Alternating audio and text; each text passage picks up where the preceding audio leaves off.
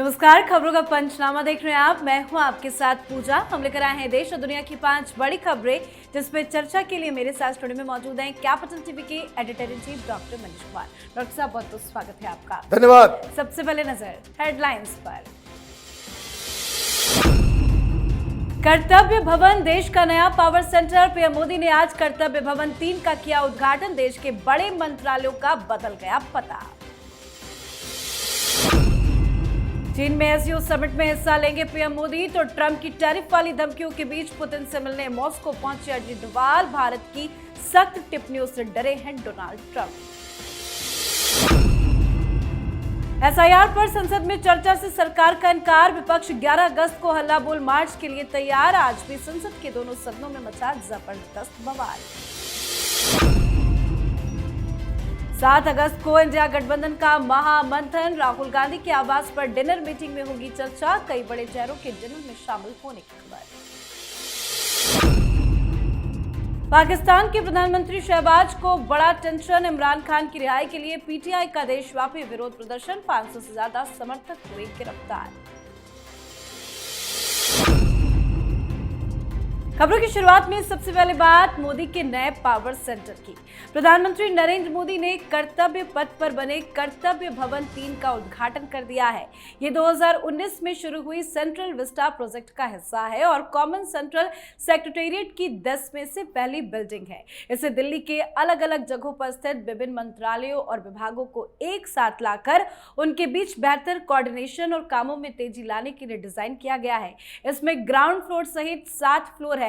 यहाँ गृह मंत्रालय, विदेश मंत्रालय, ग्रामीण विकास मंत्रालय, एमएसएमई मंत्रालय, डीओपीटी, पेट्रोलियम एवं प्राकृतिक गैस मंत्रालय, प्रधान वैज्ञानिक सलाहकार और इंटेलिजेंस ब्यूरो के ऑफिस होंगे।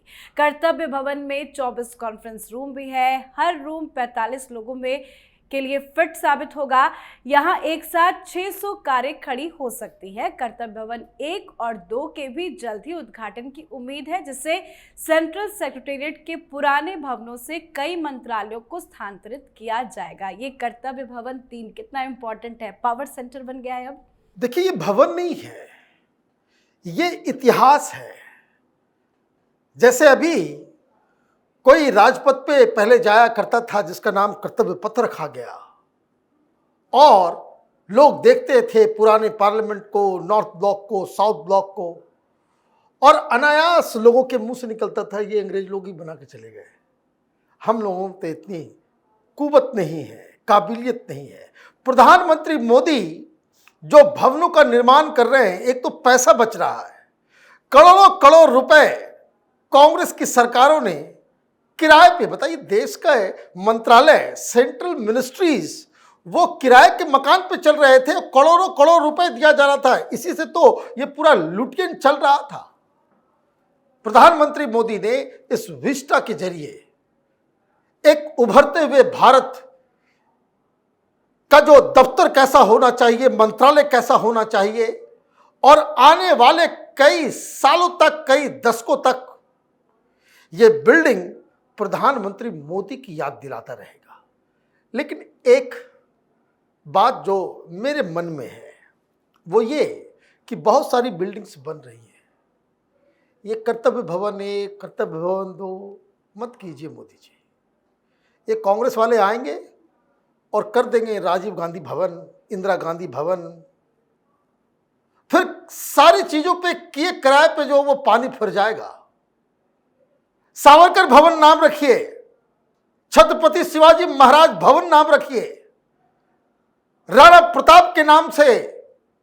तो ये मुझे लगता है कि इन भवनों का नाम भी होना चाहिए, क्योंकि ये सारे, आप देखिए, ये त्रासदी है इस देश के अंदर में कि जितने भी ये जो इंडिया गेट के आसपास की जो सड़कें हैं, वो चोर उचक्के लुटेरों के नाम, कहीं अकबर रोड है तो शाहजहां रोड है, औरंगजेब रोड है, पता नहीं कौन कौन सा नाम इन लोगों ने रखा। तो काम तो बड़ा बढ़िया है। कांग्रेस पार्टी ने और उनके तमाम चट्टे बट्टों ने सुप्रीम कोर्ट में जाकर के इस पूरे प्रोजेक्ट को रुकवाने की कोशिश की। कभी कोई एनजीओ एनवायरनमेंट के नाम पे जाता था, कभी कोविड के नाम पे जाता था, लेकिन बिल्डिंग आखिरकार बन गया। नामकरण भी कर दिया गया है। तो कुछ चीज़ें हैं जो हमारे मन में थी वो हमने व्यक्त किया, लेकिन प्रधानमंत्री मोदी को बधाई कि इतने सारे विपक्ष के दबाव के बावजूद वो निरंतर इस तरह का काम कर रहे हैं। तो अब से कई बड़े मंत्रालयों का पता बदल गया है। साथ ही एक बड़ी खबर यह है कि प्रधानमंत्री मोदी 31 अगस्त से 1 सितंबर तक चीन की यात्रा पर जाएंगे। वहां पीएम एससीओ समिट में हिस्सा लेंगे। ये 2019 के बाद पीएम की पहली चीन यात्रा होगी। प्रधानमंत्री इस बीच जापान दौरे पर भी जाएंगे। बड़ी बात यह है कि ट्रंप के साथ चल रहे टैरिफ विवाद के बीच में पीएम मोदी का यह दौरा काफी महत्वपूर्ण है। साथ ही अजीत डोभाल भी एक महत्वपूर्ण दौरे में है। डोभाल रूस की यात्रा पर है, जहां वो लगातार कई बैठकें कर रहे हैं। पुतिन से भी मुलाकात की खबर है। तो दूसरी तरफ ट्रंप अपनी ही जाल में बुरे फंस गए हैं। बड़े बड़े देश ट्रंप से किनारा कर रहे हैं। साथ ही ट्रंप ने एमईए के उस बयान पर प्रतिक्रिया दी है जिसमें कहा गया था कि अमेरिका और यूरोप ने रूस से आयात जारी रखा है। ट्रंप ने इस पर कहा है कि मुझे इसके बारे में जानकारी नहीं है, मैं इसकी जांच करूंगा। कैसे चारों तरफ से फंस गए हैं ट्रंप। देखिए, प्रधानमंत्री मोदी एक मॉडर्न चाणक्य हैं। डोनाल्ड ट्रंप ने ये समझा कि टैरिफ का डर दिखा करके वो भारत को जो है कॉम्प्रोमाइज करने को मजबूर कर देंगे। ये हुआ नहीं। जो लोग इस डील में शामिल हैं वो अब धीरे धीरे सामने आकर के अमेरिका के चैनल्स के ऊपर, मीडिया में वो बता रहे हैं कि दे वर सो फ्रस्ट्रेटेड विद इंडिया। ये फ्रस्ट्रेशन क्यों? क्योंकि हिंदुस्तान झुकने को तैयार ही नहीं है। यही सबसे बड़ी समस्या हो गई। ये बार बार आपके हमने युद्ध रुकवा दिया, हमने ये करवा दिया, हमने वो करवा दिया, ये तमाम चीजें। और फाइनली जब डोनाल्ड ट्रंप ने 2 दिन पहले ये घोषणा की कि हम तो ये टैरिफ लगा रहे हैं, और भारत की तरफ से जो जवाब आया कि हम आपके टैरिफ से, आपके ब्लैकमेलिंग से हम डरते नहीं हैं, रूस से हम जो ऑयल खरीद रहे हैं उसमें कोई रुकावट नहीं होने वाली। तो एक तो हमने जवाब भी दिया, लेकिन क्या हो रहा है दूसरी तरफ, इसकी कोई अता पता भी नहीं था कि प्रधानमंत्री मोदी चीन जाएंगे। चीन जाने का मतलब है कि चीन और रूस, जहां पुतिन साहब से डोभाल साहब की मीटिंग हुई है, आप ये समझिए कि बंद कमरे में पुतिन साहब और अजीत डोभाल ने क्या बात की होगी, और इधर शी जिनपिंग के साथ मीटिंग प्रधानमंत्री मोदी की। ये कई सारी चीज़ों को बता रहा है। ब्रिक्स वो तो अलग चल ही रहा है, अब लोग बात कर रहे हैं रिस्क की। ये रिस्क क्या है?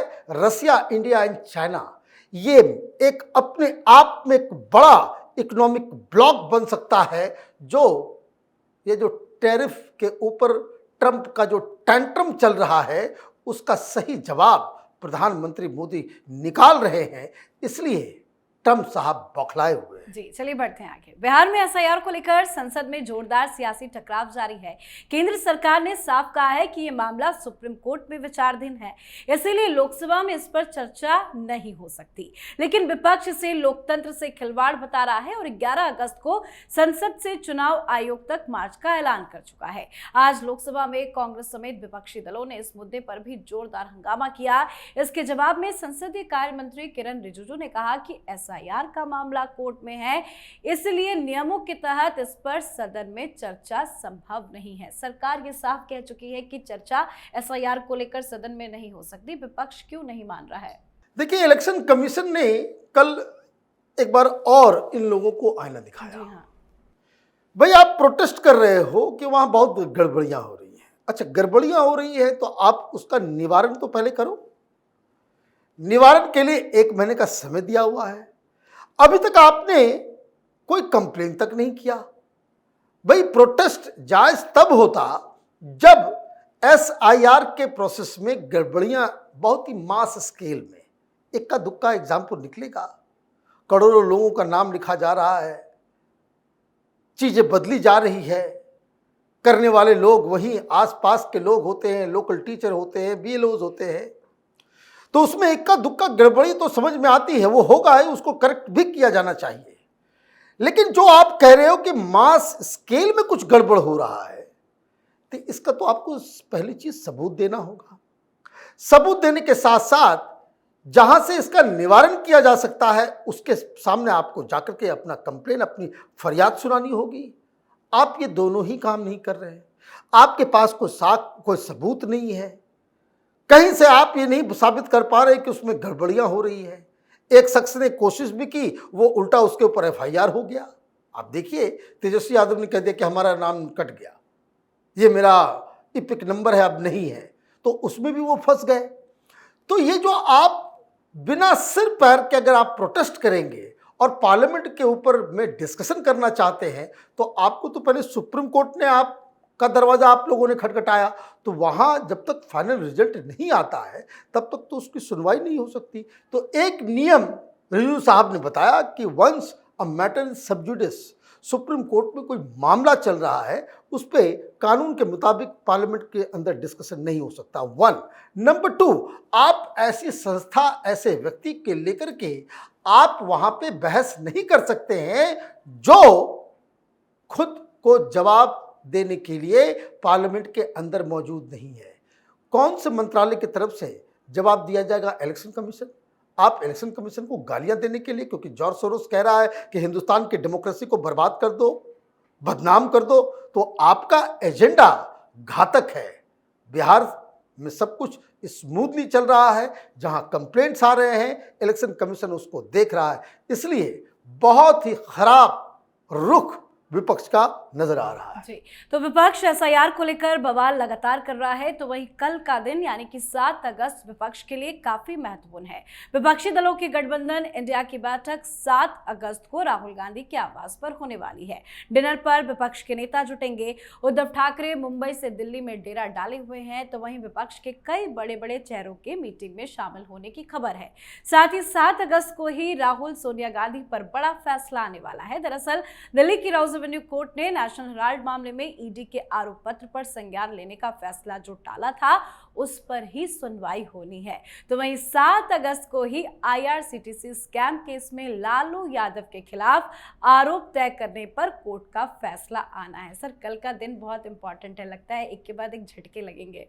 एक के बाद एक झटके लगने भी चाहिए, और ये लोग शायद इसलिए डिनर कर रहे हैं कि भाई उसमें तय करेंगे भाई कौन कौन लोग जा रहे हो जेल। तुम्हारा नंबर लगा या बच गए, तुम्हारा नंबर लगा या बच गए।